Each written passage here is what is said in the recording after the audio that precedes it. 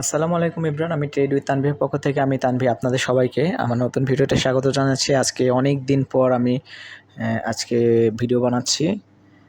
তো আজকে আমি মূলত আজকে মার্কেটটি কেমন গেছে সেই সম্পর্কে আলোচনা করব। আগামীতে মার্কেট কেমন যেতে পারে সেই সম্পর্কে কিছু আলোচনা করব এবং বেশ কিছু গুরুত্বপূর্ণ বিষয় নিয়ে আলোচনা করব। আশা করি আজকের ভিডিওটি আপনাদের সামান্য হলেও উপকার আসবে। যদি উপকার আসে তাহলে অবশ্যই আমার চ্যানেলটি সাবস্ক্রাইব করে দিবেন। তাহলে চলুন কথা না বাড়িয়ে মূল ভিডিওতে যাওয়া যাক। আজকে মূলত 10ই আগস্ট মার্কেটে 3টি ইন্ডেক্সেরই পতন হয়েছে, বেশ ভালো পরিমাণে পতন হয়েছে। এটাও একটা এটা নেগেটিভ বিষয় নয়, কিন্তু একটা আমি প্রথমেই বলে দিচ্ছি, আজকের যে মার্কেটটা পতন হয়েছে এটা কিন্তু মোটেও নেগেটিভ বিষয় নয়, বরং এই নেগেটিভ বিষয়ের মধ্যে অনেকখানি পজিটিভনেস রয়েছে। আজকে কিন্তু মার্কেট শুরুর থেকে পজিটিভ দিয়ে শুরু করে এবং নেগেটিভ হয়ে আবার পজিটিভ হয়, আবার নেগেটিভ হয়ে আবার পজিটিভ হয়ে তারপর নেগেটিভ হয়। অর্থাৎ আজকে বায়ার এবং সেলারদের মধ্যে ভালো যুদ্ধ চলেছে। তো এটা অনেক ভালো একটা বিষয়। আজকে কিন্তু লেনদেন অনেকটা বেড়েছে। আজকে লেনদেন হয়েছে টোটাল 760 কোটি টাকারও বেশি। তার মধ্যে দাম বেড়েছিল 108টি কোম্পানি, দাম কমেছিল 243টি কোম্পানি এবং দাম অপরিবর্তিত ছিল 42টি কোম্পানি। আজকে মূল সূচক 57.04 পয়েন্ট মাইনাস হয়েছে, সরিয়া সূচক মাইনাস হয়েছে 8.07 পয়েন্ট এবং 30 সূচক মাইনাস হয়েছে 31.06 পয়েন্ট। আজকে এই খারাপ মার্কেটের মধ্যেও কিন্তু বেশ কয়েকটি কোম্পানি হল্টের অবস্থায় ছিল। আজকে গেইনারের দিক থেকে টেক্সটাইল, ইঞ্জিনিয়ারিং এই সেক্টরগুলো ভালো করেছে এবং ভলিউমের দিক থেকে আজকে দেখা যাচ্ছে যে ফার্মাসিউটিক্যাল, টেক্সটাইল, ব্যাংক এই সেক্টরগুলো ভলিউম বেশ ভালো পরিমাণে ছিল। যাই হোক, এটা গেল ফান্ডামেন্টাল বিষয়। এখন চলুন আমরা মার্কেটের টেকনিক্যাল চার্টের দিকে চলে যাই। এটা হচ্ছে মার্কেটের টেকনিক্যাল চার্ট। এখানে দেখা যাচ্ছে যে মার্কেট যখন আপ ট্রেন্ড শুরু হয় যে এই পজিশন থেকে, অর্থাৎ গত 29শে মে থেকে যখন আপ ট্রেন্ড শুরু হয়, তখন এই যে 5টা জোন এঁকেছিলাম তার মধ্যে পঞ্চম জোনে সামান্য পরিমাণে বাধা পেয়ে আবার একটু নিচের দিকে এসে তারপর উপরের দিকে উঠে যায় এবং মার্কেট আবার চতুর্থ জোনেও কিছুটা ঢোকার পরে কিছুটা বাধাগ্রস্ত হয়ে এখানে 3 দিন থেকে 4 দিন কালক্ষেপণ করে আস্তে আস্তে মার্কেট আবার উপরের দিকে উঠে যায়।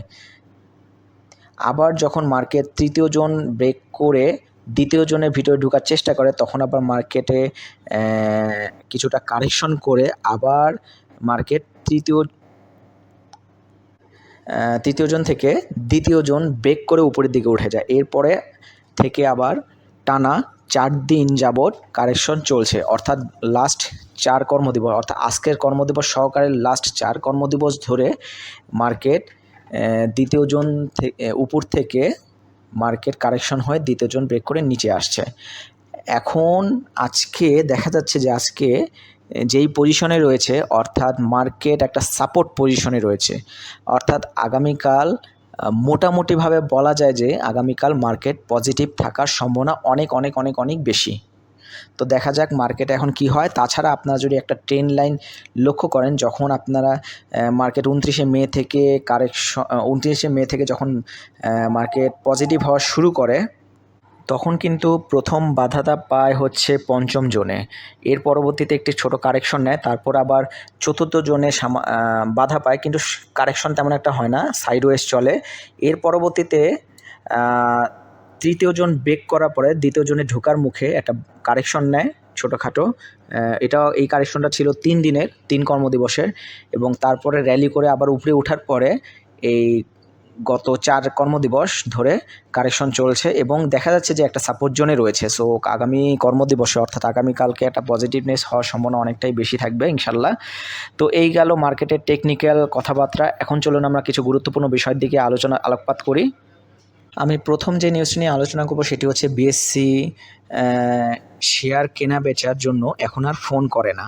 অর্থাৎ বিএসসি শেয়ার কেনা বেচার জন্য আগে যেরকম, অর্থাৎ গত এক বছর ধরে বাংলাদেশের শেয়ার বাজারে গুরুত্বপূর্ণ ইতিবাচক পরিবর্তন লক্ষ্য করা গেছে। তো আগে দেখা যেত যে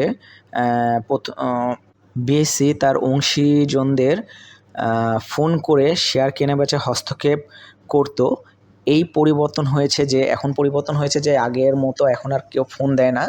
তো 1 বছর ধরে এই অবস্থা বিরাজ করছে। এই পরিবর্তনকে বাজার সংশ্লিষ্টরা স্বাগত জানিয়েছে এবং তারা মনে করছে যে এর ফলে স্বাভাবিক আইনশৃঙ্খলা ও স্বচ্ছতা ফিরিয়ে আনা সম্ভব হবে।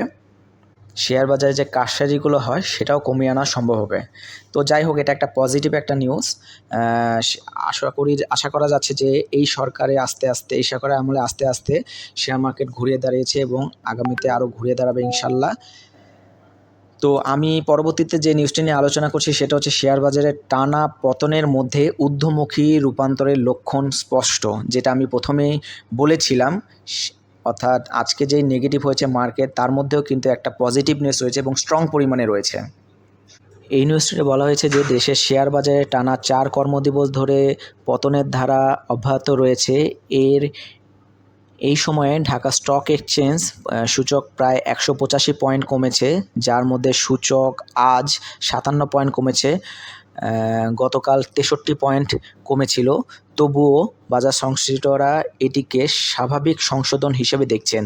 তারা বলছেন যে সাম্প্রতিক সময়ে বাজার যত দ্রুত বেড়েছে, পতন তার থেকে ধীরে ঘটছে, যা বাজারের স্বাভাবিক ওঠানামার একটা অংশ বলা যায়। বাজার সংশ্লিষ্টরা বলছে যে বাজার এখন অনেক ম্যাচিউর, আর বিনিয়োগকারীরাও আগের চেয়ে এখন অনেক বেশি স্থিতিশীল।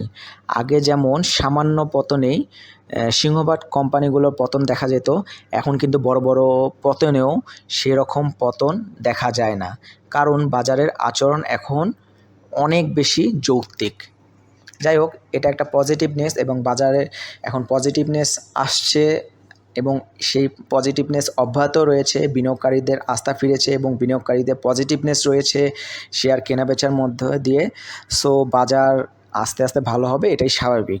যাই হোক, আমি এখন পরবর্তীতে যে নিউজটি নিয়ে আলোচনা করব সেটি হচ্ছে 10ই আগস্ট লেনদেনের শীর্ষ 10 শেয়ার। আজকে 10ই আগস্ট লেনদেনের শীর্ষ যে 10টি শেয়ার ছিল, সেই শেয়ারগুলোর মধ্যে রয়েছে বিএসসি, ওরিয়ন ইনফিউশন, তারপর রয়েছে Malek spinning, city bank, Haqqani pump, paper mills, Sonali papers, তারপর রয়েছে Beximco pharmaceutical, Rahima food, Asiatic laboratories এবং স্কয়ার ফার্মাসিউটিক্যাল।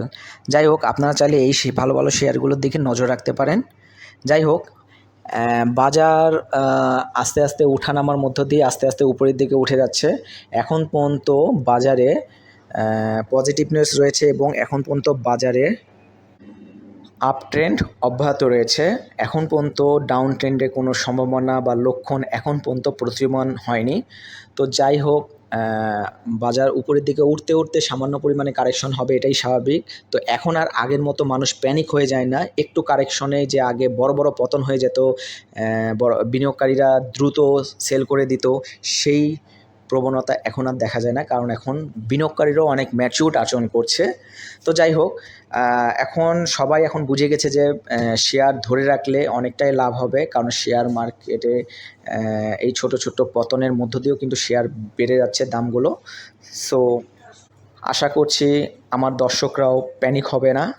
তো এই আলোচনায় আজকে এখানেই শেষ করছি। আগামীতে আমি নতুন কোনো শেয়ারের আলোচনা নিয়ে আমি ফিরে আসবো ইনশাল্লাহ। বাজারের আলোচনার পাশাপাশি শেয়ারের আলোচনা গুরুত্বপূর্ণ। সো আমার নেক্সট ভিডিওগুলো দেখার আমন্ত্রণ রইল। সবাইকে ধন্যবাদ।